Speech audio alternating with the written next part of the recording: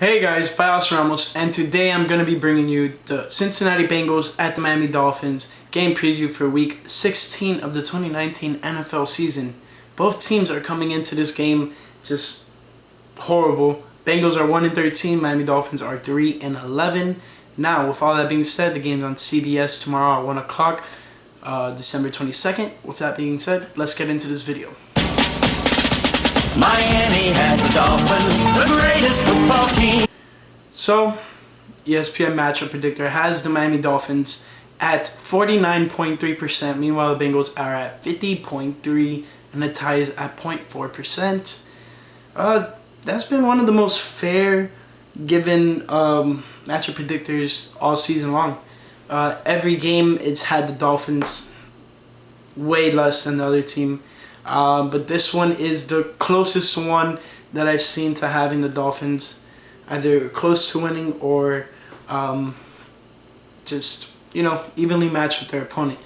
Now, with that being said, let's go to some of the betting odds. We have the spread is -2 for the Bengals, +2 for the Dolphins. Money line is -130 for the, the Bengals, and then +110 for the Miami Dolphins. Over is 45.5. Pretty good. And not only that, let's go on to some injuries. Adrian Green, wide receiver, is out. He blew up my fantasy team because heard he was gonna come back. Never came and touched the field this entire season. And also John Miller, guard, he is out. Now, when we look at the Miami Dolphins, we have a couple players listed as questionable. We have Tucker Charlton, defensive end, questionable. Jason Sanders, kicker, questionable. Chandler Cox, questionable. He's a fullback. Zach Sealer, defensive tackle, questionable. And Evan Boheim, center/guard, he is questionable. Now, when it comes to both of these teams' averages coming into this game, Bengals are averaging 15.1 points per game. Meanwhile, the Dolphins are averaging 17.2. Then when it's points per allowed, the Bengals are allowing 25.6, and meanwhile, the Dolphins are allowing 31.1. And then let's go with what their offense is outputting. And the Bengals are averaging 334.8 yards, and meanwhile, the Dolphins are averaging 311.1. And when it comes to passing, Bengals are averaging 243, Dolphins 239, and then rushing 91.4 for the Bengals, 71.2 for the Dolphins. And then when it comes to their defense allowing yardage, Bengals are allowing 4.2.5, meanwhile Dolphins are allowing 407.7, and that's overall. When it comes to pass yardage, the Bengals are allowing 244.5, Dolphins are allowing 266.9, and then when it comes to rush, Bengals are allowing 158.0, meanwhile Dolphins are allowing 140.9. And then let's look at both teams' last 5 games. Literally a mirror of the both teams. They both went on a 2-game losing streak, won a game, and then went on another 2-game losing streak. But we both beat the same team, not in the same time span, but they played the Jets the week before we did, and they beat the Jets, and that's where they got their first win off of.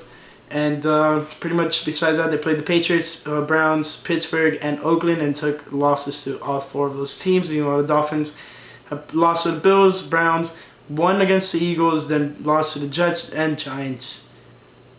And finally, let's go into some AFC North and East standings. Baltimore Ravens leading the division 12-2. Pittsburgh is shortly behind them 8-6 with that last wild card spot. Pretty much theirs unless the Titans can do anything about it, but I doubt it. I think Pittsburgh's got that piece locked up into place. And now we go to the Cleveland Browns 6-8 and the Bengals 1-3, last in the division. And when you look at the AFC East, we have the New England Patriots 12-3. Meanwhile, Buffalo Bills are 10-5, and New York is 5-9, and Miami is 3-11, last in the division as well. And that all being said, the Patriots just won today. I was watching the game and I realized, oh my god, I didn't make my Dolphins video yet for this week. So, I saw that and they won the division. Buffalo Bills gave them a run for their money, but came up short at the end of the day. But we'll see what happens in the playoffs and how the seeding goes. Because of right now, I don't think New England is the number 2 seed, so they might not get a first round bye for the first time in years, ages, eons. Let's go back to the Bengals and the Dolphins. Cincinnati's passing leader is Andy Dalton, he has 265 completions for 444 attempts, and he also has 2,908 yards, 11 touchdowns, and 13 interceptions. And he's missed a couple games. He got benched, I think, a game or two for the rookie quarterback to get some snaps and see how he can do on the NFL level. Meanwhile, Ryan Fitzpatrick is the leading passer, and he has 252 attempts, 252 completions, 409 attempts, and then he has 2,790 yards, 15 touchdowns, 12 interceptions. And then when we look at the leading rushers, you'll get a kick out of this one. Joe Mixon is Cincinnati's leading rusher, 231 carries, 925 yards, 3 touchdowns. So he hasn't been getting in the end zone a lot. They probably sub him out when they get into closer to goal line. But Miami Dolphins leading rusher, though, oh man, this guy's a stud. We have Ryan Fitzpatrick as our leading rusher. I mean, all this guy needs to do is catch the ball for, a bunch of times to match up with our leading receiver and maybe be the leading statter, have the most leading stats for the Dolphins this season. But yeah, he has 44 carries, 219 yards, and 3 touchdowns. Ryan Fitzpatrick, the GOAT with the beard. And then when we look at the receivers, Tyler Boyd is leading the Bengals this year with 76 receptions, 859 yards, 3 touchdowns, to Devontae Parker's 59 receptions, 954 yards, 8 touchdowns. So in comparison, Devontae Parker is having a better year than Tyler Boyd. Less receptions, more yards, more touchdowns. Great job by Devontae Parker this season so far. So with all that being said, let's get into the ways the Miami Dolphins could win this game.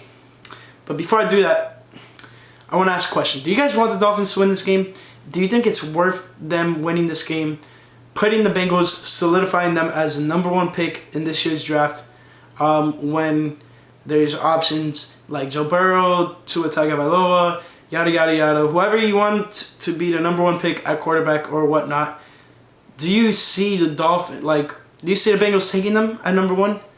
And if you do, would you want the Dolphins to pretty much lose this game on purpose so they have a better chance of getting that number 1, if not number 2 pick, and use some of their draft capital to switch forward to that number 1 pick? Now, before I said that, I want to go over some things the Dolphins can do to win this game. Number 1 is to run the ball effectively. They're allowing a pretty decent amount of yardage when it comes to running. They're allowing an average of 158 yards, and if you look at these teams and you look at their stats, you would say, man, these teams are pretty identical right now.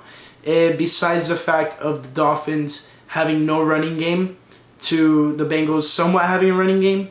The Dolphins are averaging 71.2 yards per game. Meanwhile, the Bengals are averaging 91.4. So they're averaging about 20 yards more per game than the Miami Dolphins. But we're doing that without really a running game. So we need to just give the ball to Patrick Laird, Myles Gaskin, and hopefully Chandler Cox get some carries under his belt, and see what we can do in the running game, and just expand that into the next season. See how we're going into the next season with our current running back situation. I didn't see Kalen Ballage on the injury report, so either he's done for the season or he could play this game. So we'll see about that coming into tomorrow. And not only that, we also have things like protection. Protect Ryan Fitzpatrick in the pocket. Last game, he was struggling towards the end with the protection. He couldn't really stay in the pocket efficiently. He would always have to scramble out or just throw out the ball real fast to guys either who weren't open yet or just couldn't catch the ball. And that has been another thing about the Dolphins. Catching the ball has been one of the very things that have been killing the Miami Dolphins this season. But I'm not even going to get into that. Now, when we could talk about defense, Miami Dolphins need to slow down Tyler Boyd. Once you get to Tyler Boyd, it seems like he's the one really getting all the targets this year. Besides that, just clogging the running lanes for Joe Mixon, make sure he doesn't really get much. He's close to having a 1,000-yard season, so that's pretty good for him. But if you can lock down Tyler Boyd, that takes away Andy Dalton's #1 option at receiver this season. And it'll be huge for the Dolphins because then it's more in their favor of just Andy Dalton being uncomfortable and not being able to make the right reads and forcing him to throw to people maybe who he's not really comfortable throwing the ball to. So those are some things to look out for. But that's pretty much it. I hope you guys enjoyed the video, and if you did, make sure to leave a nice thumbs up. Don't forget to subscribe and click the post notification bell option if you haven't done it yet. And check out my Twitter and Instagram at @ByAustinRamos and byaustinramos.com to get all your Dolphins news right there. And lastly, fins up. Miami has the Dolphins, the greatest football team.